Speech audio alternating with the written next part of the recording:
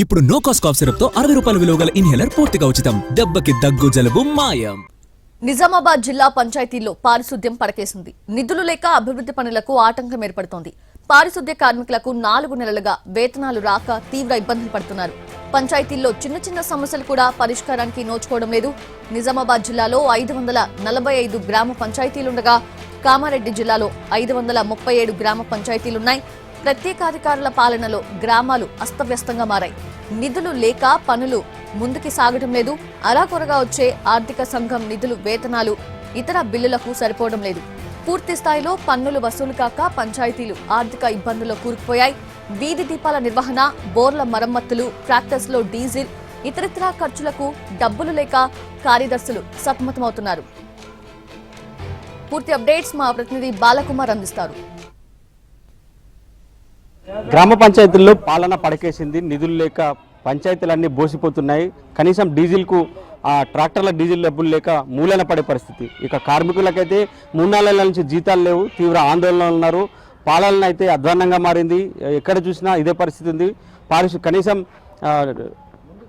చాలా అధ్వానమైన పరిస్థితి అయితే నెలకొంది. చూడొచ్చు, కార్మికులందరూ ఉన్నారు. వాళ్ళకి 3 నెలల నుంచి జీతాలు లేక తీవ్ర ఇబ్బందులు పడుతున్నారు. ఇక గ్రామాల్లో పాలన ఏ విధంగా ఉంది అనే అంశాలపై తెలుసుకునేందుకు గ్రామస్తులు ఉన్నారు.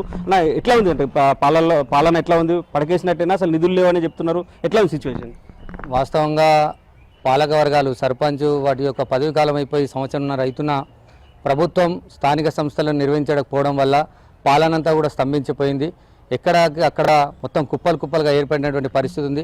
ఈరోజు ప్రజలకు అనేకమైనటువంటి సమస్యలు ఉన్నాయి. ఆ యొక్క సమస్యలు తీర్చేటువంటి నాదులు లేక ఈరోజు ప్రజలందరూ కూడా ఇబ్బందికి గురవుతున్నారు. చెత్త విషయంలో కానివ్వండి, లేకుంటే గ్రామాల అభివృద్ధి విషయంలో కానివ్వండి, లేకుంటే స్థానిక పంచాయతీల మెరుగు గురించి కానివ్వండి, లేకుంటే ఇక్కడ ఉన్నటువంటి కార్మికుల జీతాల విషయంలో కానివ్వండి, వారు కూడా చాలా బిక్కుమంటూ బతికేటువంటి పరిస్థితి వచ్చింది. ఈరోజు స్థానిక సంస్థల ఎన్నికలు పెట్టకపోవడం వల్ల గ్రామాల్లో ఉన్నటువంటి పారిశుద్ధ్యం అంతా కూడా స్తంభించింది. దేశానికి గ్రామాలే పట్టుకుమ్మలన్నటువంటి ఏదైతే మహాత్మా గాంధీ చెప్పినటువంటి ఏదైతే నినాదం ఉందో, ఈరోజు ఆ యొక్క నినాదాన్ని ఈరోజు ఉన్నటువంటి కాంగ్రెస్ పార్టీ తుంగలో దొక్కుతా ఉందని చెప్పేసి తెలియజేస్తున్నాం.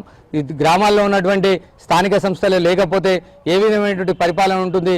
కేవలం అధికారులతోటి ఎంతవరకు పరిపాలన జరుగుతారని చెప్పేసి ప్రభుత్వాన్ని ప్రశ్నిస్తా ఉన్నాం. సో ఎట్లా ఉంది సిచ్యువేషన్? పల్లెల్లో పారిశుద్ధ్యం కూడా పడకేసింది. నిధులు లేవని చెప్తున్నారు. ఎట్లా ఉంది? మా నైపేట గ్రామ పంచాయతీలో తెలంగాణలో ఏకైక సంత మేకల సంత, మరియు రోజు దిలవారి కూరగాయల సంత, మరియు మార్కెట్లో ఉన్న బాత్రూంల దాని గ్రామ పంచాయతీకి ప్రతి సంవత్సరం 1 కోటి రూపాయల దాకా ఆదాయం ఉంది. అందులో పనిచేస్తున్న కార్మికులకే జీతాలు ఇవ్వకపోవడం సిగ్గుచేటు. ఆ డబ్బులు ఎటుపోతున్నాయో మాకు కూడా తెలియట్లేదు. ఈ సర్పంచ్ ఎన్నికలు అయితే సర్పంచ్ నన్న గట్టి అడుగుదాం అనుకుంటే ఇక్కడ ఉన్న సెక్రటరీ గారికి మేము అడగడం జరుగుతుంది. గల్లీలోకి వెళ్తే వీధిలోకి వెళ్తే కుక్కల గొడవ, గల్లీలోకి వెళ్తే దోమలతో విపరీతమైన బాధలకు గురి అవుతూ ఇప్పుడు వస్తున్న సీజనల్ వ్యాధుల పట్ల ఈ గ్రామ పంచాయతీ వాళ్ళు శుభ్రత పాటించకపోని తగిన చర్యలు తీసుకోకపోవడం సిగ్గుచేటు. గ్రామాలలో సమస్య వస్తే ఖచ్చితంగా మొట్టమొదటిగా స్థానికంగా ఉన్నటువంటి సర్పంచ్ గారిని సంప్రదిస్తుండే, దాని తర్వాత వార్డును సంప్రదిస్తుండే. ఇక్కడ ప్రజలు ఎవరిని సంప్రదించాలి, ఈ యొక్క సమస్యను ఎవరు వివరించాలి అర్థం కాక ఈ స్పెషల్ ఆఫీసర్ పాలన పెట్టారు. ఈ స్పెషల్ ఆఫీసర్ పాలనలో ఒక్కొక్క ఆఫీసర్కు 2-3 గ్రామ పంచాయతీ ఇవ్వడం వల్ల వారు ఈ గ్రామ పంచాయతీ సరైన సమయం కేటాయిస్తలేరు. జీతాలు ఎప్పుడు తీసుకుని లాస్ట్ 4 నెలల నుంచి లేవు. పనులు జరుగుతున్నాయి ఊర్లలో. మరి ఎందుకు ఇస్తలే జీతం? ఏమంటారు? ఏకచ్చిరాలు ఏంది, మేమేం చేయాలి? చేసేదైతే చేస్తున్నాం, పని అయితే చేస్తున్నాం. జీతం 3 నెలలే, 4 నెలలు వచ్చింది. ఇప్పుడు ఖర్చుకి ఇస్తున్నారు, ఎంతైనా అంత అడిగి ఇస్తున్నారు, మళ్ళీ కడిగేసుకుంటున్నారు. 200, 500, 1000 ఇట్లా ఇస్తున్నారు. ఖర్చుకి ఇస్తున్నారు, మాత్రం జీతాలు మాత్రం ఇస్తలేరు. 4 నెలలు అవుతుంది. ఇప్పుడు ఈ నెలతో 4 నెలలు. ఉమ్మడి జిల్లా వ్యాప్తంగా కూడా పంచాయతీల్లో ఇదే పరిస్థితి ఉంది. చాలా పంచాయతీల్లో కూడా కనీసం డీజిల్ కొనలేక ట్రాక్టర్లు మూలన పడ్డాయి. పారిశుద్ధ్యం అయితే అధ్వానంగా మారింది. ఇది సీజనల్ వ్యాధుల ప్రబలే కాలం. వర్షాకాలం దాదాపుగా అన్ని గ్రామాల్లో డెంగ్యూ లాంటి, మలేరియా ఇలాంటి వ్యాధులు కూడా ప్రబలుతున్నాయి. ఈ నేపథ్యంలోనే పల్లెల్లో పాలన పడకేయడం ఆందోళన కలిగిస్తుంది. ప్రభుత్వం ఇప్పటికైనా స్పందించి